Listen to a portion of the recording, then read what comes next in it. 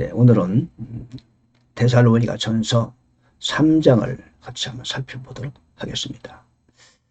3장의 전체 제목을 굳건하게 서자, 그렇게 정했습니다.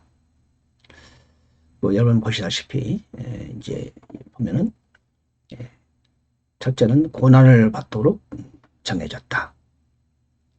그리고 두 번째는 주 안에서 굳게 서라. 세 번째는 부족한 것을 완전하게. 네 번째는 흠잡을 것이 없도록. 그렇게 소제목을 정했습니다. 자, 그러면은 3장 1절, 2절을 볼까요? 우리 형제 곧 하나님의 사역자요 그리스도의 복음 안에서 우리의 동료 일꾼인 디모데를 보내었노니 이것은 너희를 굳게 세우고, 그렇게 말해서 굳게 세우고 아무로 이런 고난들로 인해 흔들리지 아니하게 하려 함이라. 우리가 이런 고난들을 받도록 정해졌 이를 너희가 아느니라. 고난을 받도록 정해졌다. 첫 번째 항목을 이렇게 해봤어요. 2절에는 굳게 세운다. 그런데 3절에는 우리가 이런 고난들을 받도록 정해진 줄을 너희가 아느니라. 여러분, 고난을 받도록 정해졌답니다. 참 놀라운 사실이죠. 하나님의 말씀은 우리에게 말합니다. 고난을 받도록 정해졌다. 3절에 분명 얘기합니다. 우리가 이런 고난들을 받도록 정해진 줄을 너희 자신이 아느니라. 왜 우리는 고난을 받아야 되죠? 근데 사실은 구약의 하나님의 종용되었던 하나님의 사람들, 일꾼들은 모두 고난을 안 받은 사람이 한 사람도 없어요. 다 고난을 통과해요. 아브라함도, 야곱도, 다윗도, 다니엘도. 하나님께 아주 존귀하게 쓰임받는 사람일수록 더 고난을 받았어요. 우리도 마찬가지라는 뜻입니다. 고난을 받도록 정해진 줄 너희 자신이 안다. 욥은 더했죠. 욥의 이야기는 우리가 읽으면 고난은 정해진 것이구나 다시금 확인하게 돼요. 여러분, 왜 우리가 고난을 받도록 정해진 거죠? 고난은 하나님의 은혜의 축복이죠. 저는 그렇게 말해요. 여러분 고난에 임했습니까? 하나님의 프로포즈입니다. 고난을 통과하지 아니하고는 결코 하나님께 가까이 나갈 수가 없다. 이 땅에 살아갔던 모든 하나님의 사람들은 다 고난을 통과한 것이다. 그런 얘기했죠. 한번 제가 무디가 오늘날 고난에 관한 설교를 하고 사무실에 들어왔는데 한 백인 아줌마가 찾아왔어요. 아주 고귀한 생긴 아줌마인데 이러더래요. 형제님, 저는 오늘 고난을 설교를 들었는데 근데 저는 지금까지 살아오면서 그다지 고난을 별로 받은 바가 없거든요. 그런 말을 하더래요. 그래서 D.L. 무디가 가만히 바라보더니 한 가지 분명한 사실은 제가 말씀드릴 수 있습니다. 뭡니까? 우리 자매님은 하나님께서 자매님을 별로 사랑하지 않는 것이 분명합니다. 그렇게 말했답니다. 고난을, 극심한 고난에 지금 힘든 과정이 있습니까? 그럼 하나님이 여러분을 아주 깊이 사랑한다는 증거라고 볼 수 있습니다. 왜? 이런 고난들은 우리가 받도록 정해졌다고 말합니다. 그렇죠? 그래야 우리가 굳게 세워져 가는 것이죠. 두 번째는 주 안에서 굳게 서라. 8절 보니까 너희가 주 안에서 굳게 서면 이제 우리가 사느니라 그랬어요. 주 안에서 굳게 서면 우리가 산다. 이 살전 3장에 제가 왜 장주제를 굳건하게 서자 정했냐면요. 이 3장에만 굳건하게 선다 이런 말이 3번이나 나와요. 2절에 너희를 굳게 세우고, 그리고 8절에 주 안에서 굳게 서면, 13절에 한 번 더 나옵니다. 흠 잡을 것이 없이 굳건히 세우시게 하려 함이라. 비슷한 단어가 또 나와요. 3절에 흔들리지 아니하게 하려 함이라. 그것도 굳건한 거 아니겠습니까? 굳건하다는 의미가 3번, 4번씩 이 3장에서 나와요. 그 제목을 제가 굳건하게 서자. 굳건, establish, stand fast, no shaken 이런 뜻이죠. 자, 우리는 굳건하게 서는 것이 중요합니다. 여러분, 고난과 환난이 닥쳐더라도 흔들리면 안 됩니다. 여러분이 축복에 다가오고 형통의 길을 걸어가게 됐을 때 역시 그때도 흔들리면 안 됩니다. 대개 사람들이요, 고난이 올 때는 잘 안 흔들려요. 고난과 싸우느라고. 근데 내가 부유해지고 형통하고 뭐랄까요, 이제 어려움이 해소되고 그러면 사람들이 흔들리더라고. 되게 그래요. 우리가 형통하고 잘 나갈 때, 그때가 조심해야 될 때입니다. 그때야말로 우리가 굳게 서야 할 때죠. 남이 박수를 보내고, 그렇죠? 남이 알아주고 인정받고 금전적으로 형통할 때, 잘 나갈 때, 그때가 오히려 더 위험한 때다. 그때일수록 우리는 더 주 안에서 굳게 서야 할 것입니다. 그렇지 않습니까? 솔로몬이 언제 무너졌나요? 어려울 때 무너졌나요? 아니죠.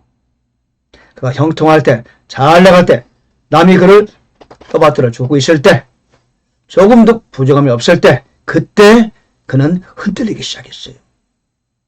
그때 마귀가 우리를 공격하는 틈을 엿보고 있는 겁니다. 그러므로 우리는 지금 기도해야 돼요. 여러분이 지금 아직 어려운 과정에 있습니까? 아직 형통을 향해 나아가는 중입니까? 그럼 먼저 기도하세요. 주여, 내가 하나님의 복이 맺을 때, 형통할 때, 그때 주여, 나를 지켜주세요. 그때 더욱 낮은 마음과 겸손한 마음을 잃지 않도록 도와주세요. 그때 더욱더 굳게 서게 해주세요. 그렇게 지금부터 여러분 기도하시기 바랍니다. 왜? 우리의 형통은 이미 정해진 거니까요. 욥기의 마지막은 뭡니까? 해피엔딩 아닙니까? 배 이상의 복을 받고, 그렇죠? 얼마나 큰 복을 받았어요? 그러므로 우리는 미리 마음의 대비를 하고 미리 위해서 기도해야 됩니다. 그렇지 않습니까? 그런 사람이 지혜로운 그리스도인이 되는 것이죠. 세 번째, 보증하는 것을 완전하게, 이렇게 소제목을 정했습니다. 10절에 보니까 우리가 밤낮으로 넘치도록 기도하면 너희 얼굴을 보고 너희 믿음에서 부족한 것을 완전하게 하려 함이라. 10절에도 사도 바울이 말해요. 밤낮으로 넘치도록 기도한다. 왜 기도하느냐? 누구를 위해 기도하느냐? 자기를 위해 기도하지 않아요.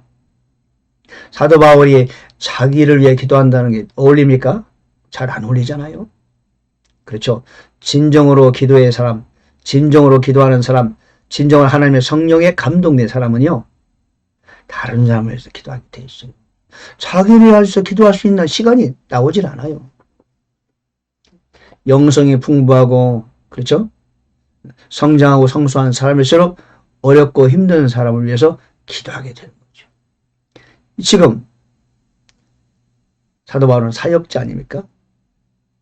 무엇을 위해 기도하느냐? 밤낮으로 기도하는데 데살로니가 성도들을 향하여 그들의 믿음에서 부족한 것이 없이 완전하게 하고자 하는 그걸 놓고 기도한다는 겁니다.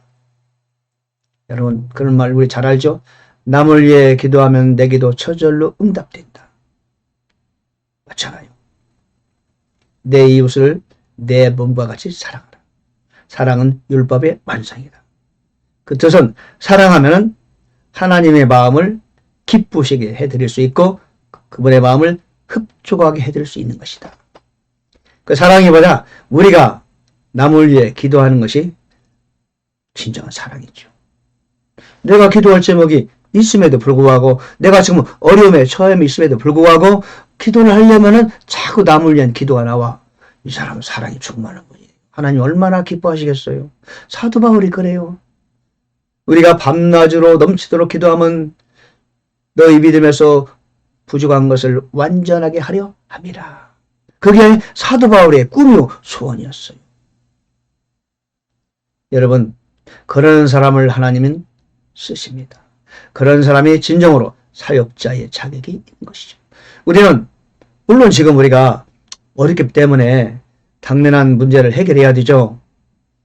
그럼에도 불구하고 우리가 만약 믿음이 성장하고 성숙하게 되면은 다른 연약한 사람을 위해서 기도해야 된다. 내가 만약 나 자신도 모르게 내 이웃을 위해서 약한 사람을 위해서 기도하고 있다면은 여러분은 상당히 영적 단계에 오른 분이라는 것을 스스로 증명하는 것입니다.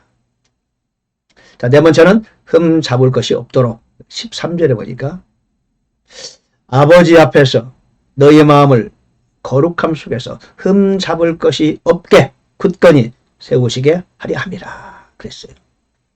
누가? 예수 그리스도께서. 그분께서 우리 주 예수 그리스도께서 자신의 모든 성도들과 함께 오실 때 하나님 곧 우리 아버지 앞에서 너의 마음을 거룩함 흠 잡을 것 없이 굳건히 세우시게 하려 함이라. 바로 그리스도께서 모든 성도들과 함께 이 땅에 오실 때 우리들이 하나님 앞에서 거룩하고 흠 잡을 것이 없도록 세우시게 하는 것이 주님의 뜻이라는 겁니다. 하나님의 원하심입니다. 하나님께서는 우리로 하여금 하나님의 소원이보다 하나님의 가장 큰 꿈이요 원하심이보다 저와 여러분이 예수님이 이 땅에 오실 때 그 앞에 섰을 때 우리 마음이 거룩하고 흠 잡을 것이 없이 주님 앞에 굳건히 설 수 있는 사람 되게 하는 것이 우리 아버지가 우리를 향한 그분의 소원이요 꿈이라는 겁니다. 여러분 이해가 되십니까? 맞죠? 하나님은 그런 분이십니다. 우리에 대한 하나님의 소원은 바로 우리가 그렇게 흠 없이 거룩함 속에서 주님을 만나는 그날이 되도록 우리를 이끌어가는 겁니다. 따라서 우리도 이런 결심을 해야 되겠죠? 굳건하게 서자. 그죠? 살전 3장은 우리에게 그렇게 다짐하게 용기를 줍니다. 굳건하게 서자. 흔들리지 말자. 주님 오시는 그날에 거룩하고 흠이 없는 사람으로 세울 수 있도록 우리는 이 땅을 살아가는 동안에 흔들리지 말고 하나님 앞에서 칭찬 듣는 사람으로 살 수 있도록 굳건히 서도록 애쓰고 힘쓰자. 그렇게 작정하게 됩니다. 감사합니다.